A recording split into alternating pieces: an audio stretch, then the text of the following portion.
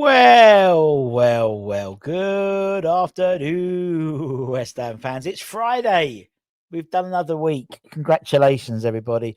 And we welcome Lille to the London Stadium tomorrow ahead of our BS Cup final against the league opponents. Always get through to the final, don't we, these things? It's pretty impressive. This morning did a bit of a morning headlines talking about some of the players we linked to him and some developments about the Victor story. Yeah, it's bizarre in terms of the position Botafogo is taking now and Victor himself.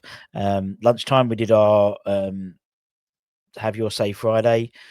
Lots of people talking about obviously Victor and the way the club's handled the transfer. We believe Mads is having his medical today, so I would assume maybe tomorrow we might announce it ahead of the Lille game, maybe if it hasn't been announced by the time I finish recording this. We'll wait and see. But it is the world famous Hammers headlines in association with the KUMB.com boys. Check out KUMB.com. Put a lovely article out there about Lexi. We've got obviously the appeal for Lexi. The Trevor Brooking signed shirt is due to close today. I think it's 9 o'clock UK time. There's a link in the description. There's a link on theseonbrand.com. So if you can donate there, or you want to donate just the Just Giving site, which will obviously be carrying on once the Trevor Brooking raffle has finished, let us know. Also, in the morning we did our monthly draw for our members. So there's a couple of signed bits which we're giving away to our members as we do every month. So go back and check that out if you're a channel member. If you want to get involved next time, there's a join button down there. Right, a few stories to talk about. One is what happens next. So let's believe Mads is coming in the next 24 hours or so.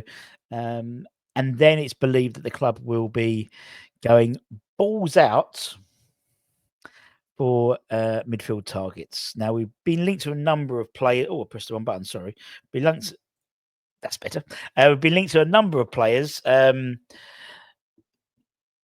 We are led to believe there are several balls up in the air, similar to the goalkeeper position, actually, with Fernandes, Mateus Fernandes, being higher on the list.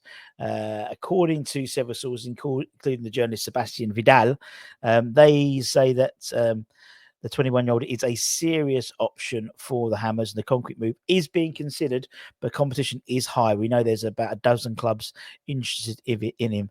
Apparently, Saints have only valued him at £13 million, which is a bit surprising. I would think you're pushing more towards 20 million for him. The advantage of obviously cutting down in terms of how it was done, don't necessarily agree with, but cutting down the price for Mads would mean that there's more budget available for bringing in the midfielder. And, in theory, if it was 13 million, that would be, I think we have to pay like 1 million net or something like that. Once you take off what we paid for Kudus, once we sold Kudus, bought in Diouf, brought in Mads, and brought in Fernandes, for example. I can't see that happening. I think it'd be a bit more than 13. We know that what's his face, the super agent, Jorge Mendes, he's involved in the deal for Fernandes. Also on the list, we know Douglas Luiz, although it's I think Forest are looking at him, but there's a reluctance from Douglas Luiz's camp to bring in to go to a side outside the top six. Fair play. In terms of others, there's a whole raft of other players who've been linked with, the likes of Rafael Onadika. J-Siri is signed for AC Milan now, so that's one off the list. Richard Rios is off the list. He's at Benfica, and various others. Obviously, Tyler Morton's off the list, although very, very different player. Whether we were generally in for him or whether we were looking at him as backup in case Freddie didn't measure up in pre-season, quite possibly. In fact, the emergence of Freddie Potts in terms of this pre-season, one of the winners from the pre-season, I would say, in terms of our game so far, has saved us needing to look at that position. There was always although there was a belief that Freddie would come in, there's always, there is a question mark until you put him in front of opposition and play in the summer series, playing against Premier League opposition. He doesn't look out of place, and I'd imagine he'll get some decent minutes tomorrow for this for the 𝗛𝗛𝗏 match. Because obviously we're playing the B side. I think it's on Sunday at Rush Green. Which will be a combination of academy players and probably first teamers who didn't get any minutes or few minutes yet tomorrow. So there. Other ones, Harvey Elliott still going around, but obviously that's a lot more money than someone like Fernandes. I mean, Fernandes really does tick a lot of boxes for me. Young, decent price as well. Yeah, we'll keep an eye on that. Now, just check your watch. It is 2025.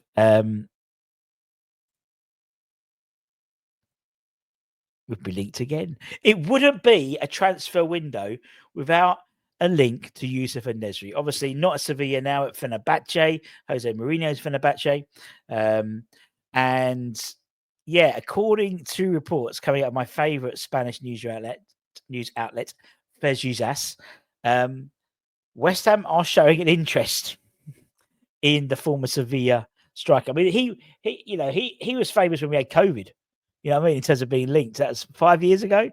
And so every window, without shadow of a doubt, under Moyes, and now it's even been re-emerged under. I actually think it was it was even under Lopetegui, because obviously he played. He managed Youssef at Sevilla, but Fajizaz says, and they're pretty good with these types of things, that West Ham are said to be close to making a move for the 28-year-old. Suffice to say, according to the read up in Claret New, they're cynical, and I'm cynical as well.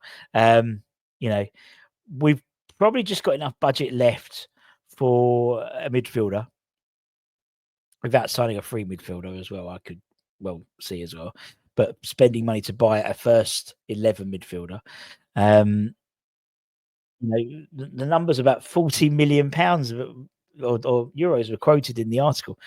I can't see that happening at all, in all honesty. The cupboard is bare. We know midfield's a priority now once we've got the confirmation of the goalkeeper situation. Still think we need one centre-back, particularly with Kaelin going, although there is options to move people around, as we said. We can. I mean, Diouf's played left side of a back three as well. Wan-Bissaka's played, Alvarez can drop in as well. Souček can drop in. He's done that before.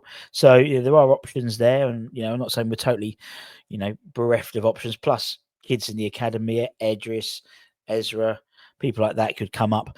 I just can't see this one happening. If anything, it's just for nostalgia purposes, isn't it?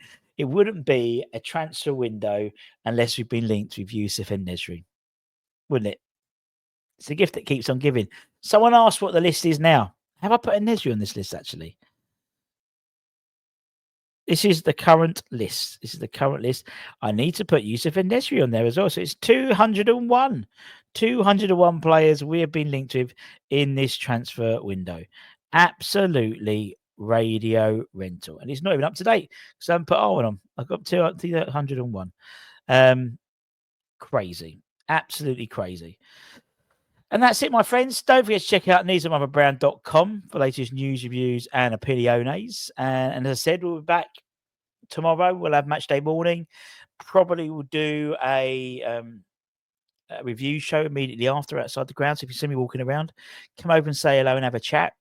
And yeah, take care, everyone. Much love. See you later, potatoes.